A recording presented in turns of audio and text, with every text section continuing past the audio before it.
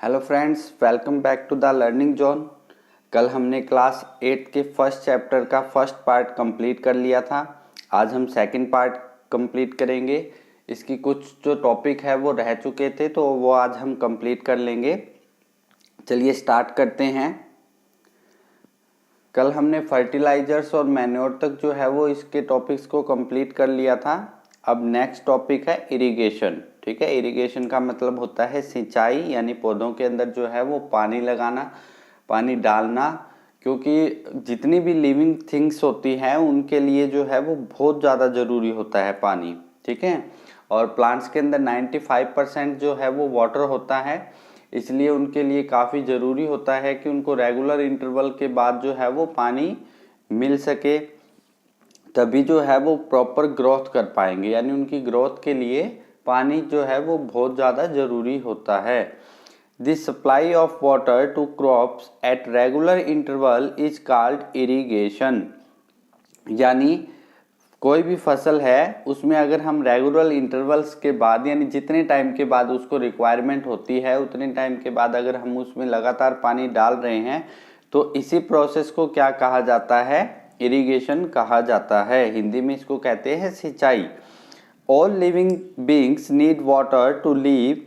Water is important for proper growth and development. जैसे मैंने अभी आपको बताया था कि जितनी भी लिविंग बींग्स होती है, सिर्फ प्लांट्स की बात नहीं हो रही है यहाँ पे, जितनी भी लिविंग बींग्स है, ठीक है, चाहे वो प्लांट्स है, चाहे वो एनिमल्स है, चाहे वो माइक्रो ऑर्गेनिजम्स भी क्यों ना हो, सभी को जो है वो कुछ अमाउंट में पानी की रिक्वायरमेंट होती है।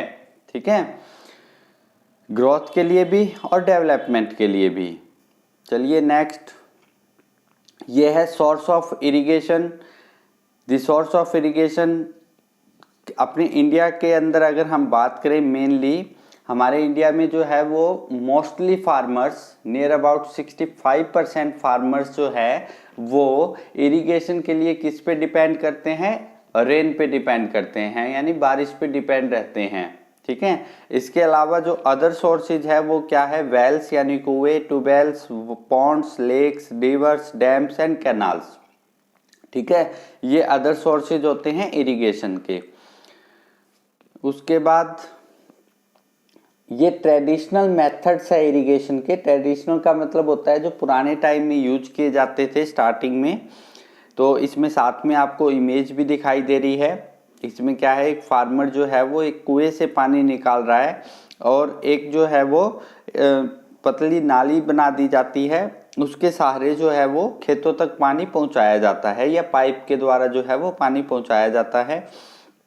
The water available in wells, lakes and canal is lifted by different methods in different regions for taking it to the fields. Cattle or human labor is used in these methods, so these methods are cheaper but less efficient.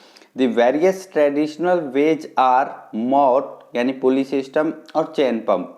ठीक है, ये कुछ traditional method से जो पुराने time में use किए जाते थे, इनमें जो है वो ये इनकी इफ़िशियंसी जो है वो कम थी, यानी टाइम की बहुत ज़्यादा वेस्टेज होती थी, पानी जो है वो प्रॉपर पहुंच नहीं पाता था सभी प्लांट्स तक। ठीक है, और इसके अलावा जो है वो, लेकिन ये चीप मेथड था। ठीक है, यानी खर्चा कम आता है इसके अंदर। ह्यूमन लेबर ज़्यादा होती है, यानी मेहनत ज़्यादा होती है, लेकिन खर्चा कम होता है। ठीक है, और टाइम भी बहुत ज़्यादा वेस्ट हो जाता था और प्रॉपर पानी भी नहीं पहुंच पाता था सभी पौधों तक।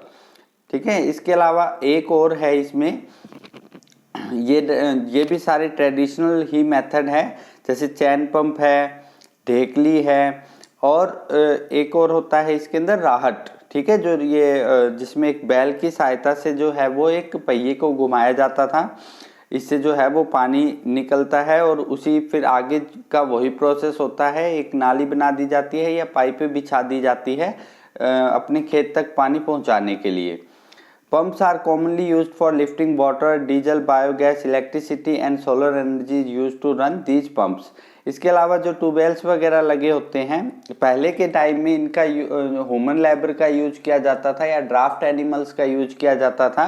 जैसे ड्राफ्ट एनिमल, बोझा ढोने वाले जो एनिमल्स होते हैं, जानवर होते हैं, जैसे बैल है या जो घोड़े हैं, हाथी है या फिर ऊंट वगैरह हैं, इनका यूज किया जाता था पुराने टाइम में किसी सामान को इधर से उधर, यानी एक तरह से ट्रांसपोर्टेशन में, सामान को इधर उधर ले जाने में, या फिर जो है वो कोई भी और तरह से, जैसे इंसान को अगर एक जगह से दूसरी जगह जाना है तो भी इनका यूज किया जाता था पुराने टाइम में।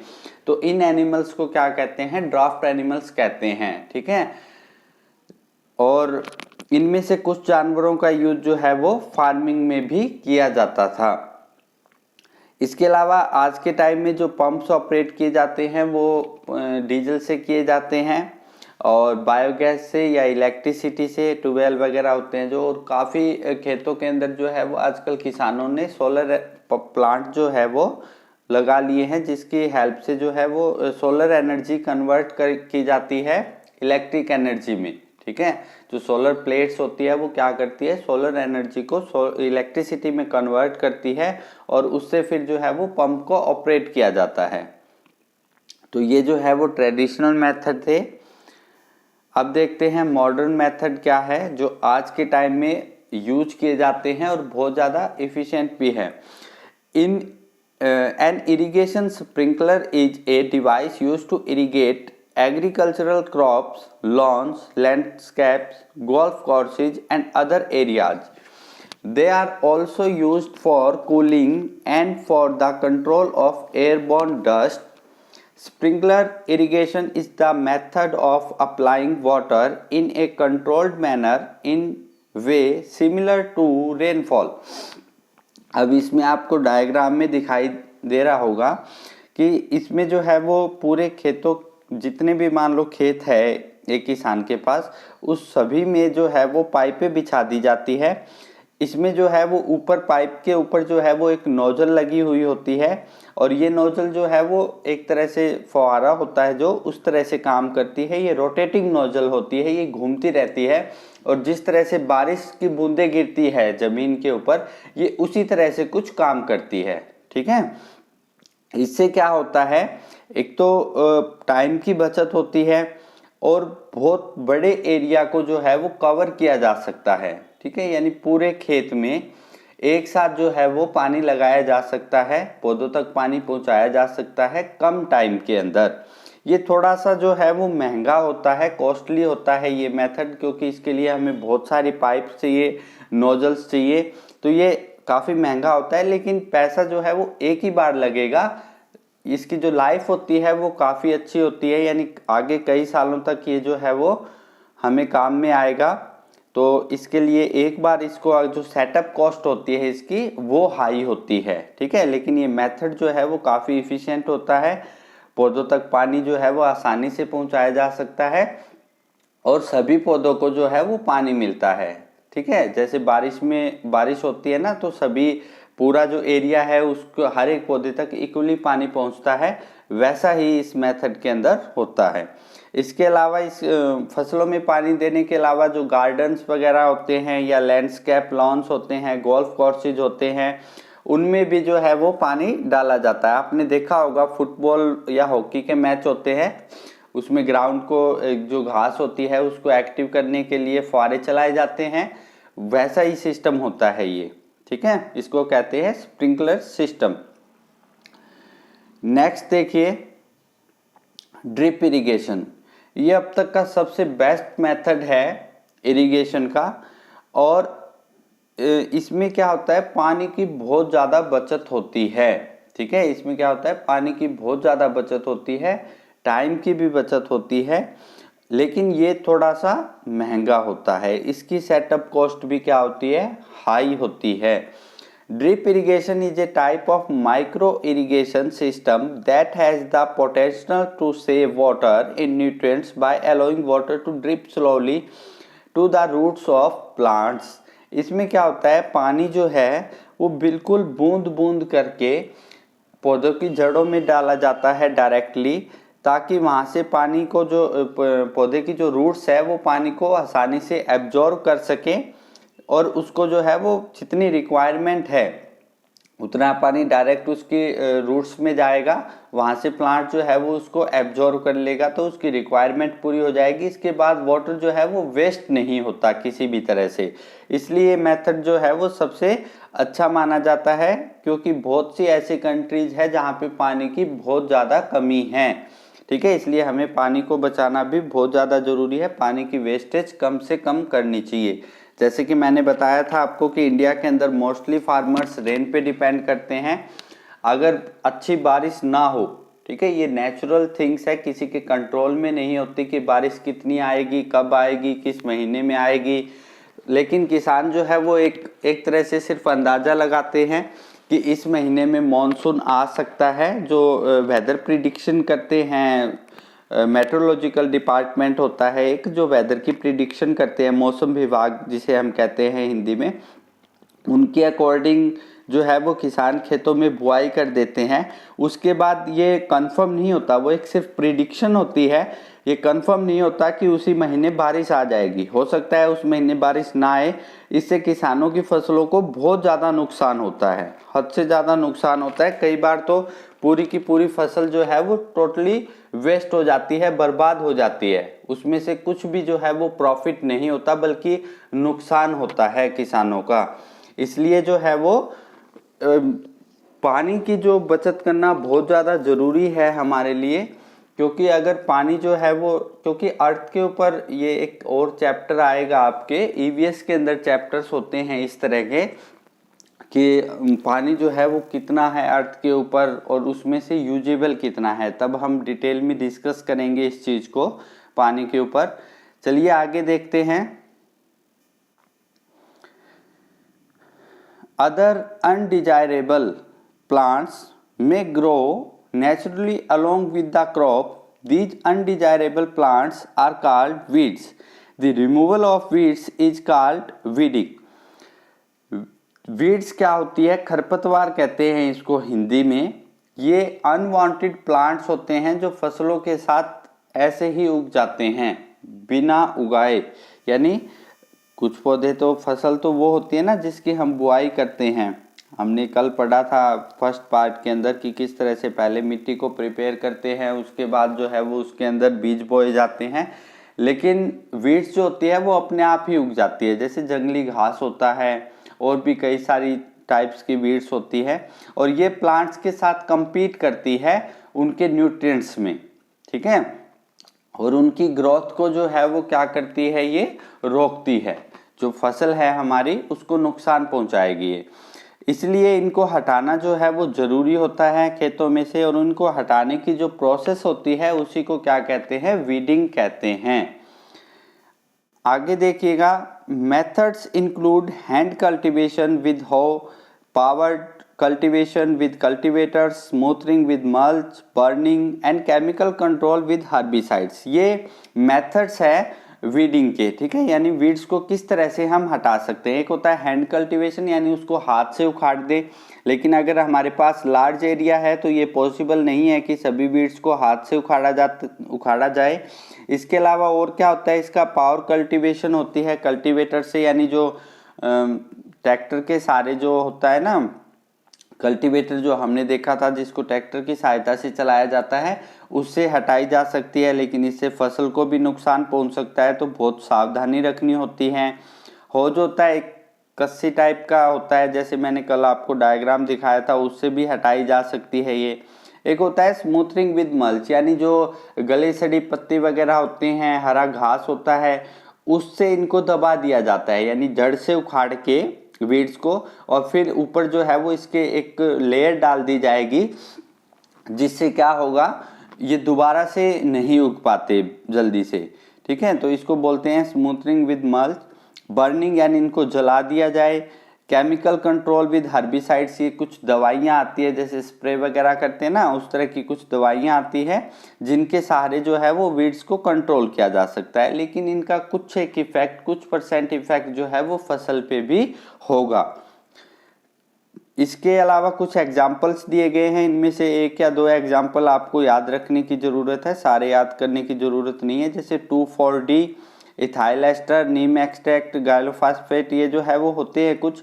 इनमें से आप एक आधे जो है वो याद कर सकते हैं, कम से कम 2 याद कर लीजिए, जैसे नीम एक्सट्रैक्ट हो गया और 2,4-D हो गया, ये याद रख सकते हैं आप। एग्जाम्पल अगर आप पेपर में लिखोगे तो ज़्यादा इम्प्रेशन पड़ेगा।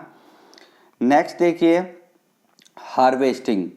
फसल जो है वो एक बार मैच्योर हो जाती है, ये सारे स्टेप्स फॉलो करने के बाद, जो भी अभी तक हमने पढ़े हैं ये सारे स्टेप फॉलो करने के बाद जब फसल जो है वो पूरी तरह से मैच्योर हो जाती है, उसके बाद उसकी हार्वेस्टिंग की जाती है। हार्वेस्टिंग का मतलब होता है कटाई।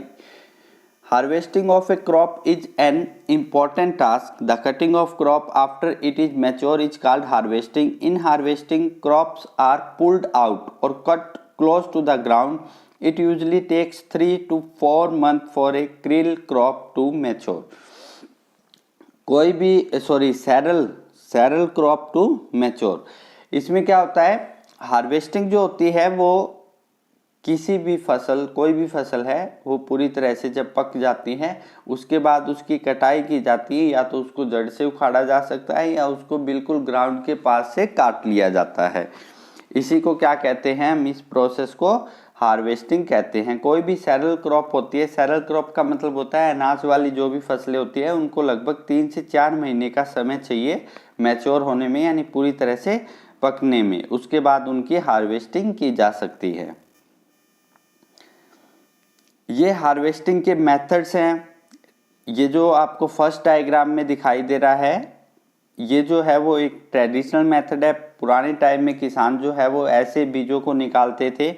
इसकी एक जो है वो डिसएडवांटेज ये थी कि इसमें लेबर बहुत ज़्यादा चाहिए होती है, यानी मान लो मेहनत बहुत ज़्यादा लगती है। दूसरा एक और भी डिसएडवांटेज है इसका कि इसके अगर हम इस तरह से बीजों को निकालते हैं किसी पत्थर पे या किसी चीज़ पे मार के, तो इसमें बीजों को नुकसान बहुत होता था। बहुत सारे बीज जो है वो डैमेज हो जाते थे, टूट जाते थे, और टूटे हुए बीज को दोबारा जर्मिनेट नहीं किया जा सकता। तो ये कुछ एक इसकी डिसएडवांटेज है। और अब उसके बाद एक मशीन जो है वो यूज में लाई जाती थी जिसका नाम है थ्रेसर। ठीक है, ये जो सेकंड डायग्राम में आपको दिखाई दे रही है ये थ्रेसर है जो थ्रेसिंग का काम करती है। इसमें साथ में विनोविंग भी की जा सकती है। विनोइंग क्या होता है, यानी जब बीज निकालते हैं, मान लीजिए गेहूं की फसल है हमारे पास और गेहूं में से बीज निकालते हैं, तो उसके साथ जो डस्ट पार्टिकल्स होते हैं या हस्क वगैरह होते हैं वो उड़ के दूर चले जाते हैं हवा के सारे। ठीक है, क्योंकि वो लाइटर होते हैं, एक तरह से लाइट इम्प्योरिटीज होती है उनके अंदर। और दाने जो होते हैं बीज वो हैवी होते हैं, तो वो एक जगह हीप के रूप में इकट्ठे किए जा सकते हैं। तो ये जो है वो एक मेथड होता है, इसको हम विनोविंग कहते हैं। ठीक है, यानी हवा के सारे इम्प्योरिटीज को दूर करना। तो थ्रेसिंग क्या होता है, threshing is a process in which we separate grain from starch. This process is used by farmers to separate gram wheat, rice, mustard seeds in his field. चने की फसल, गेहूं की फसल, चावल की फसल, सरसों की फसल, इस तरह की फसलें जो है वो इनसे थ्रेसिंग की जाती है इन फसलों की, यानी ग्रेन्स को अलग किया जाता है स्टार्च के साथ, और इस प्रोसेस को हम थ्रेसिंग कहते हैं। लार्ज स्केल पे जो थ्रेसिंग की जाती है वो कंबाइन से की जाती है। कंबाइन जो है वो एक मॉडर्न टेक्निक है, एक मॉडर्न हार्वेस्टर है। इसकी डेफिनेशन ऊपर दी गई है, यहाँ से आप याद कर सकते हैं। द मॉडर्न कंबाइंड हार्वेस्टर और simply combine is a versatile machine design to efficiently harvest a variety of grain crops. The name derives from its combining 4 separate harvesting operations: reaping, threshing, gathering and winnowing into a single process। Combine जो है वो एक combined harvester है, यानी एक modern technique है। इससे कई सारे काम एक साथ किए जा सकते हैं। ठीक है, इसलिए टाइम की बहुत ज़्यादा बचत होती है, लेबर कम लगती है, और सारे काम जो है वो एक ही साथ हो जाते हैं इसके अंदर। ठीक है, जैसे हस्क जो है उसको अलग किया जा सकता है, स्टार्च को अलग किया जा सकता है। इसके अलावा ग्रेन्स को जो है वो एक साथ ये मान लो इकट्ठा कर देगी, पूरे खेत में जितने भी हैं, जितना भी हमारे पास अनाज है उसको एक ही साथ ये जो है वो अलग कर देगी। इससे जो है टाइम की बचत होगी हमारे लिए बहुत ज़्यादा। और इसका नाम कंबाइन क्यों पड़ा, क्योंकि ये काफ़ी सारे काम एक साथ कर देती है। ठीक है, कंबाइन का मतलब होता है जुड़ा हुआ। ठीक है, यानी इसमें कई सारे काम एक साथ हो सकते हैं, इसलिए इसका नाम जो है वो कंबाइन रखा गया। इसमें क्या क्या ऑपरेशंस हो सकते हैं एक साथ, reaping, threshing, gathering and winnowing. यानी ये विनोविंग भी कर देगी, अनाज को ढेर के रूप में इकट्ठा भी कर देगी, थ्रेसिंग भी कर देगी। ये सारे काम जो है वो एक ही साथ एक ही टाइम पे हो जाएंगे, इसलिए जो है वो ये जो भी मेथड होता है कंबाइन का वो काफ़ी अच्छा माना जाता है। नेक्स्ट जो है वो ये हमारा लास्ट टॉपिक है इस चैप्टर का, स्टोरिंग। स्टोरिंग या स्टोरेज एक ही बात होती है। हमने अनाज जो है वो हमारा मान लीजिए बहुत अच्छा उत्पादन हुआ, प्रोडक्शन बहुत अच्छा हुआ, हमारी फसल जो है वो बहुत अच्छी हुई, लेकिन यहीं पे काम जो है वो ख़त्म नहीं हो जाता। उस अनाज का भंडारण करना जो है वो भी बहुत ज़्यादा ज़रूरी है, नहीं तो अभी तक की गई सारी मेहनत जो है वो ख़राब चली जाएगी अगर इस अनाज को जो है वो इंसेक्ट्स वगैरह जो है वो ख़राब कर देते हैं। ह्यूमिडिटी से, बारिश से, इंसेक्ट से, इन सब चीज़ों से इसको बचाना बहुत ज़्यादा ज़रूरी होता है, इसलिए इसकी प्रॉपर स्टोरेज भी बहुत ज़्यादा ज़रूरी है। तो स्टोरेज या स्टोरिंग की डेफिनेशन क्या होती है? To protect the grains they have to store in closed containers on a small और medium scale. Farmers store them in metal containers or jute bags. On a larger scales, silos or granaries are the preference.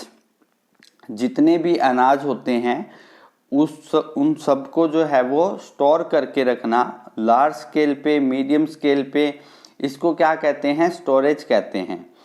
Medium small में तो क्या करते हैं, जैसे हमें हमारे घर में हम अनाज लेके आए हैं और हमें 1 साल के लिए स्टोर करके रखना है। जैसे कि मैंने आपको कल बताया था कि गेहूं की फसल जो है वो अप्रैल महीने में आती है और उसके बाद जो है वो हमें नेक्स्ट अप्रैल तक इसको जो है वो स्टोर करके रखना होता है हमारे घर में।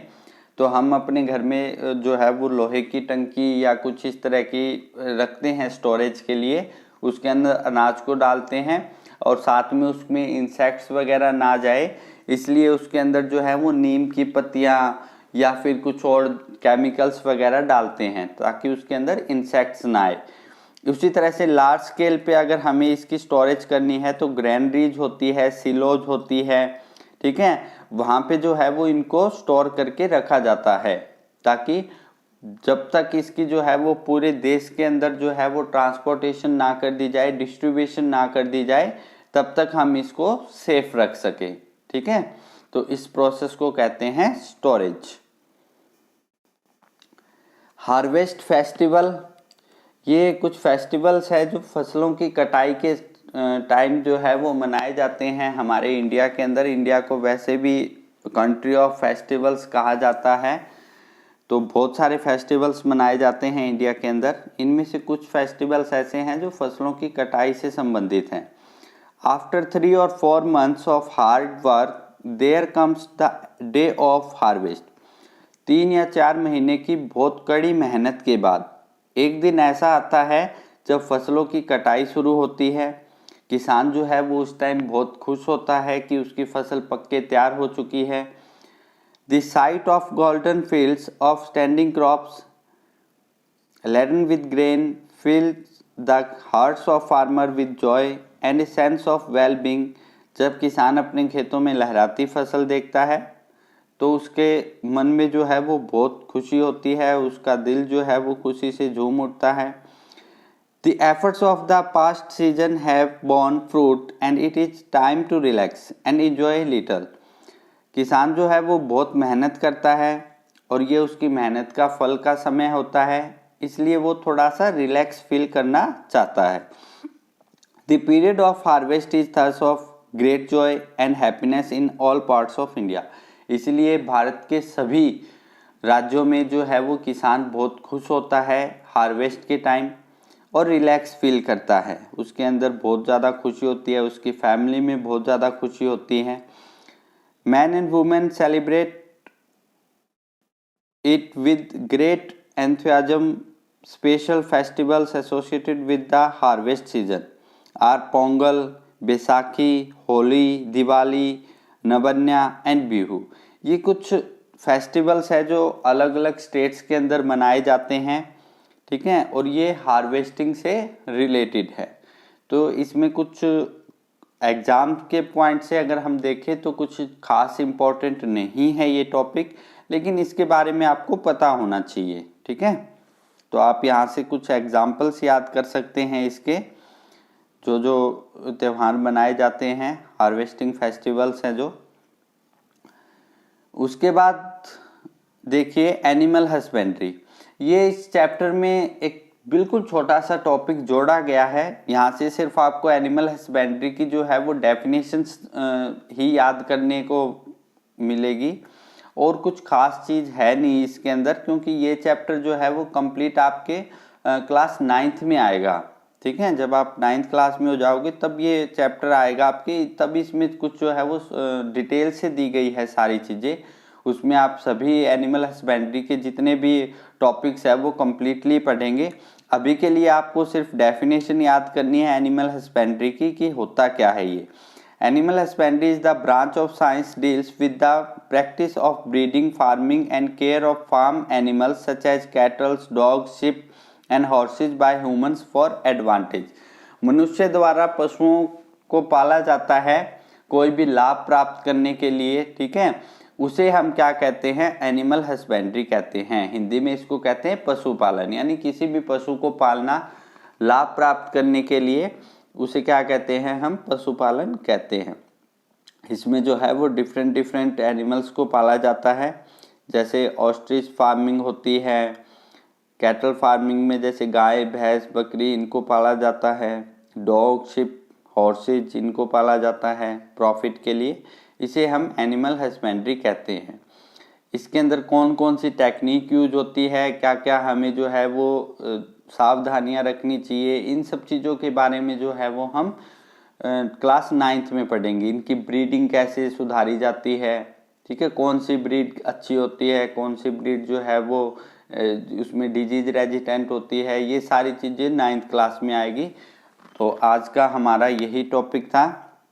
ये सेकंड पार्ट इसका कंप्लीट हो चुका है, और यहीं से आपका फर्स्ट चैप्टर जो है वो क्लास 8 का वो कंप्लीट हो चुका है। फर्स्ट पार्ट जो वीडियो है वो हमने कल अपलोड की थी, सेकंड पार्ट की वीडियो ये है। यहाँ से आपका चैप्टर कंप्लीट हो चुका है। हमने सारे टॉपिक जो है वो इसके कवर कर लिए हैं। इन टॉपिक से बाहर आपसे कोई भी क्वेश्चन नहीं पूछा जाएगा।